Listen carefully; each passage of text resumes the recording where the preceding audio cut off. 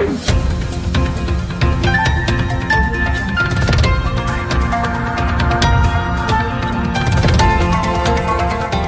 देख रहे हैं मगरा न्यूज़ राजस्थान, खबरें सबसे तेज। देश में पहली बार एक दिन में आए 90,000 कोरोना के मरीज। अब तक 41 लाख लोग हो चुके हैं कोरोना से संक्रमित। 70,000 लोगों की भारत में हो चुकी है मौत। तो भारत में कोरोना संक्रमण के रिकॉर्ड नए मामले सामने आ रहे हैं। देश में पहली बार एक दिन में 90,732 नए मामले सामने आए हैं। वहीं 24 घंटों में 1,065 लोगों की जान भी भारत में गई है। इससे पहले देश में 5 सितंबर को सर्वाधिक 86,432 मामले सामने आए थे। देश में अब कोरोना संक्रमितों की कुल संख्या 41,13,000 हो गई है। वहीं ब्राजील में कुल संक्रमितों की संख्या 41,23,000 हो गई है। वहीं संक्रमितों की संख्या के मामले में ब्राजील को पछाड़कर भारत अब दूसरे स्थान पर जल्द ही पहुंचने वाला है। वहीं देश में कुल संक्रमितों में से 70,726 लोगों की मौत हो चुकी है। इसके अलावा भारत में एक्टिव केसों की संख्या 8,62,000 हो गई है। वहीं 31,80,000 लोग ठीक हो चुके हैं। वहीं संक्रमण के सक्रिय मामलों की संख्या में की तुलना में देश में स्वस्थ हुए लोगों की संख्या लगभग 3 गुना ज़्यादा है। वहीं रात की बात यह है कि मृत्यु दर और एक्टिव केस की रेट में लगातार गिरावट दर्ज की जा रही है। भारत में मृत्यु दर गिरकर 1.72% हो गई है। इसके अलावा एक्टिव केस जिसका विभिन्न अस्पतालों में इलाज चल रहा है उनकी दर भी भारत में बढ़कर 21% हो गई है। इसके साथ ही रिकवरी रेट एंड ठीक होने की दर भारत में 77% से ज़्यादा है। वहीं भारत में रिकवरी रेट लगातार बढ़ रही है। वहीं ICMR के मुताबिक कोरोना वायरस के 54% मामले 18 साल से 44 साल के बीच की उम्र के लोगों के हैं। लेकिन कोरोना वायरस से होने वाली मौतों में 51% मौतें 60 साल या से ज़्यादा अधिक उम्र के लोगों की हुई है। वहीं 5 सितंबर तक कोरोना वायरस के कुल भारत में 4,88,00,000 टेस्ट सैंपल जांच किए जा चुके हैं, जिसमें कल 11 लाख से ज़्यादा कोरोना टेस्ट भारत में किए गए। वहीं पॉजिटिविटी रेट भारत में 7% से कम है। वही आंकड़ों के मुताबिक देश में सबसे ज़्यादा एक्टिव केस महाराष्ट्र में है। महाराष्ट्र में 2 लाख से ज़्यादा संक्रमितों का विभिन्न अस्पतालों में इलाज चल रहा है। इसके बाद दूसरे नंबर पर तमिलनाडु, तीसरे नंबर पर दिल्ली और चौथे नंबर पर गुजरात और 5वें नंबर पर पश्चिम बंगाल है। इन 5 राज्यों में सबसे ज़्यादा एक्टिव केस है। वहीं एक्टिव केसों के मामले में दुनिया में भारत दूसरे स्थान पर है। कोरोना संक्रमितों की संख्या के हिसाब से और मौतों के हिसाब से दुनिया में तीसरे स्थान भारत का है। दुनिया का तीसरा सबसे प्रभावित देश भारत है। वह अमेरिका, ब्राजील के बाद कोरोना महामारी से सबसे ज़्यादा प्रभावित देश भारत ही है। IPL 2020 के नए शेड्यूल का हुआ ऐलान। CSK और मुंबई इंडियंस के बीच खेला जाएगा पहला मैच। इंडियन प्रीमियर लीग यानी IPL के 13वें सीजन का नया शेड्यूल जारी कर दिया गया है। भारतीय क्रिकेट कंट्रोल बोर्ड यानी BCCI के अनुसार लीग का पहला मैच चेन्नई सुपर किंग और मुंबई इंडियंस के बीच 19 सितंबर को अबुधाबी में खेला जाएगा। भारतीय समय के हिसाब से ये मैच शाम को 7:30 बजे खेला जाएगा।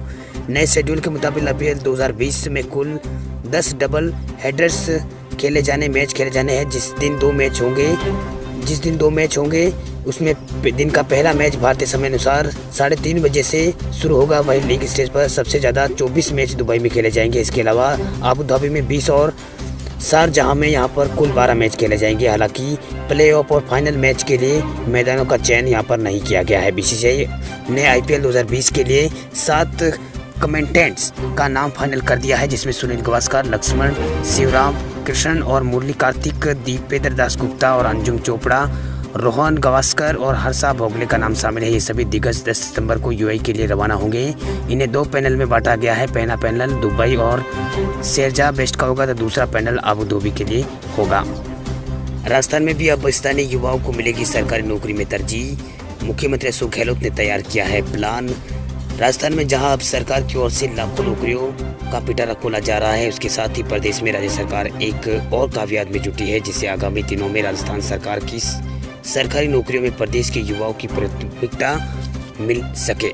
राजस्थान सरकार की ओर से 15 राज्यों की स्टडी भी यहाँ पर की जा रही है। आपको बता दें कि देश के कई राज्यों में कई विभागों ने सिर्फ स्थानीय युवाओं को ही तरजीह दी है।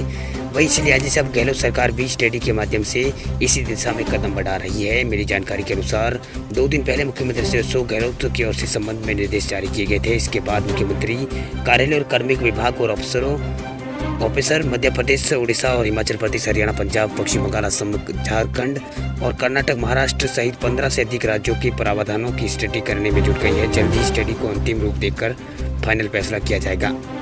ये भी जानकारी मिली है कि बार भर्तियों में विज्ञप्ति संशोधन पैच उलझते हैं। ऐसे में सरकार की कोशिश है कि स्थानीय युवाओं को नौकरी में तरजीह देने वाला कानून लाया जाए ताकि स्थानीय युवाओं को ज़्यादा से ज़्यादा नौकरियां मिले। साथ ही आगामी 2023 के चुनावों में भी इसका फायदा सरकार को मिल सके। रेलवे की परीक्षा का इंतजार कर रहे युवाओं के लिए बड़ी खबर है। रेलवे में 1.4 लाख से अधिक पदों के लिए कंप्यूटर आधारित परीक्षा 15 दिसंबर से शुरू होगी। इसकी जानकारी रेल मंत्री पीयूष गोयल ने दी है। रेल मंत्री ने कहा है कि कोरोना से पूर्व अधिसूचित 1.4 लाख से अधिक पदों के लिए 15 दिसंबर से कंप्यूटर आधारित परीक्षा शुरू होगी। रेलवे मंत्री पीयूष गोयल ने ट्वीट करके कहा कि रेलवे ने विभिन्न पदों की सभी 3 श्रेणियों के लिए भर्ती प्रक्रिया के आवेदन की जांच पूर्ण की जा चुकी है। उन्होंने कहा है कि विभिन्न पदों पर भर्ती के लिए परीक्षा का आयोजन 15 दिसंबर से शुरू किया जाएगा। उल्लेखनीय है कि भारतीय रेलवे ने 3 प्रकार की रिक्तियों को अधिसूचित किया है। इनमें NTPSC के लिए 35,208 और गैर तकनीकी लोकप्रिय श्रेणी जैसे गार्ड, कार्यालय क्लार्क और वाणिज्यिक क्लार्क आदि, और आइसोलेट और मॉनिटरिंग स्टोन टेक आदि के लिए 1663 और लेवल 1 रिक्तियों में ट्रैक मॉनिटर अपॉइंटमेंट आदि के लिए 1,03,769 रिक्तियाँ थी। वही रेलवे बोर्ड के चेयरमैन विनोद कुमार यादव ने इस संबंध में बताया कि RRB ने NTPC श्रेणियों लेवल 1 पदों के लिए विविध श्रेणियों के लिए कुल 1,40,740 रिक्तियों को अधिसूचित किया है। उन्होंने कहा है कि रिक्तियों के लिए RRB को 2,42,00,000 का आवेदन प्राप्त हुए हैं। वहीं हालांकि कोविड-19 महामारी और लॉकडाउन के कारण परीक्षा स्थगित कर दी गई थी, लेकिन उन्होंने JEE मेंस के सफल आयोजन का हवाला देते हुए अब ये महसूस किया है कि रेलवे भी परीक्षा की प्रक्रिया शुरू कर सकता है, जिसे कोविड-19 के कारण स्थगित कर दिया था। दिल्ली में आज से फिर दौड़ेगी मेट्रो ट्रेनें, जोरों शोर से हो रही है तैयारियां। राजधानी दिल्ली में मेट्रो सेवा 7 सितंबर यानी आज से शुरू हो जाएगी। इसे लेकर तैयारियां पूरी कर ली गई है। ये आदर्श नगर और जहांगीरपुर मेट्रो स्टेशन पर आज कई जगह पर तैयारियां शुरू कर दी गई है। कई जगह रेलों को यहां पर सैनिटाइज कर दिया गया है। आपको बता दें कि कोरोना संक्रमण के कारण मेट्रो रेल सेवा पिछले कई महीनों से दिल्ली में बंद थी। लोगों को काफ़ी दिक्कत का सामना यहाँ पर करना पड़ रहा था, क्योंकि मेट्रो दिल्ली की लाइफलाइन बन चुकी है। लेकिन ये लाइफलाइन बंद होने के कारण लोग परेशान थे। अब फिर से दिल्ली मेट्रो की चलने से लोगों में खुशी की लहर है।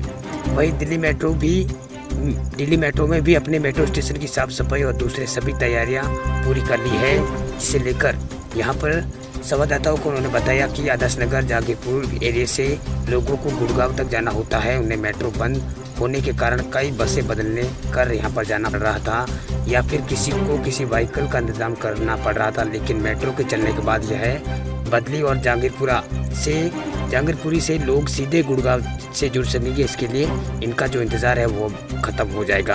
5500 रुपये गिरे सोने के दाम तो चांदी को लगा 12,000 रुपये का झटका। सोने और चांदी के दामों में पिछले 1 महीने से बड़ी गिरावट दर्ज की जा रही है। 6 अगस्त से लेकर अब तक सोने चांदी के रेट पर नज़र डालें तो कीमतों में बड़ी गिरावट दर्ज की गई है। अगस्त में जारी सोने चांदी की कीमतों में ये गिरावट अब भी जारी है। सोने की कीमत पर अगर नज़र डालें तो 6 अगस्त से 6 सितंबर के बीच सोने की कीमतों में लगभग 5,500 रुपये से अधिक की गिरावट दर्ज की जा चुकी है।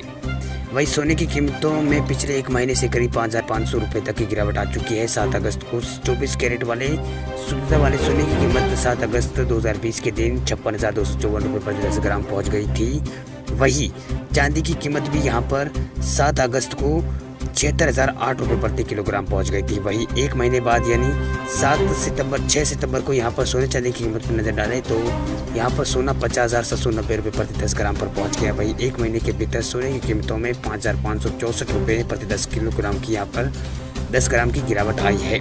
वहीं सोने चांदी के साथ की कीमतों में बाद अब सोने के साथ साथ चांदी की कीमतों में लगातार गिरावट दर्ज की गई है। चांदी की कीमत 7 अगस्त को 76,008 रुपये प्रति किलोग्राम पर पहुंच गई थी। वहीं अब शुक्रवार 4 सितंबर को यहां पर 64,437 रुपये प्रति किलोग्राम ये पहुंच गई है। वह चांदी की कीमतों में 1 महीने के भीतर 11,571 रुपये की यहाँ पर गिरावट दर्ज की गई है। पिछले 1 हफ्ते का हाल देखें तो चांदी की कीमतों में 1,200 रुपये से अधिक की गिरावट देखने को मिली है।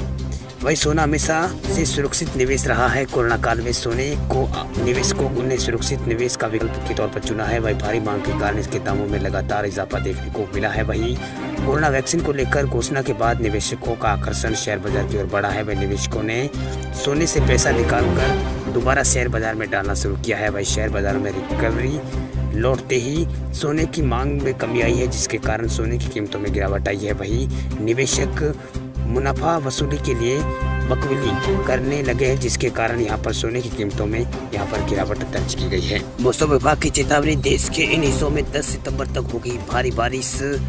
मौसम विभाग ने अगले सप्ताह देश के कई हिस्सों में भारी बारिश की संभावना जताई है। मौसम विभाग ने रविवार को जारी किया अपनी बुलेटिन में 10 सितंबर तक केरल, महाराष्ट्र, हिमालयी राज्य, पश्चिम बंगाल, सिक्किम और असम, मेघालय में भारी बारिश की चेतावनी जारी की है।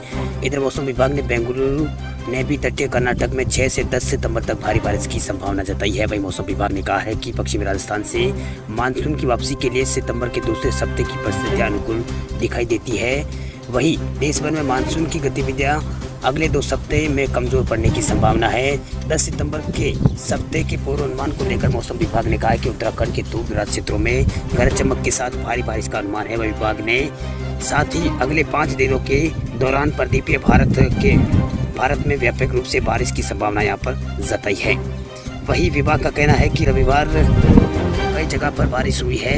वही सोमवार को उत्तराखंड, अरुणाचल प्रदेश और महाराष्ट्र, कर्नाटक, तमिलनाडु, पुडुचेरी, केरल, लक्षद्वीप और अलग अलग स्थानों पर भारी बारिश होने की संभावना है। साथ ही कहा है कि सितंबर के अगले 2 सप्ताहों में बारिश में कमी आने की संभावना है। वही मौसम विभाग ने तटीय कर्नाटक में यहाँ पर 7 से 10 सितंबर तक भारी बारिश की संभावना जताई है। मौसम विभाग ने बेंगलुरु के निदेशक CR पाटिल ने बताया कि उत्तरा कन्नड़ और उडुपी, दक्षिणी कन्नड़ में येलो अलर्ट भी जारी किया गया है। इन क्षेत्रों में भारी बारिश की संभावना जताई जा रही है। इधर कर्नाटक में भी 7 से 10 सितंबर के बीच तेज बारिश की चेतावनी जारी की गई है। मौसम विभाग ने यह भविष्यवाणी बेलगाम, धारवाड़ा और गडग क्षेत्रों में आज और कल की बारिश होने की संभावना यहाँ पर चेतावनी दी है।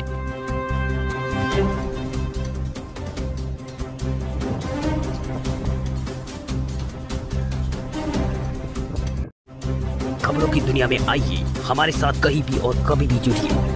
हम मिलेंगे फेसबुक पर, हम दिखेंगे यूट्यूब पर, हमें फॉलो कीजिए ट्विटर पर। देश प्रदेश की ताजा तरीन खबरों के लिए मगरा न्यूज़ राजस्थान के यूट्यूब चैनल को सब्सक्राइब कीजिए और साथ में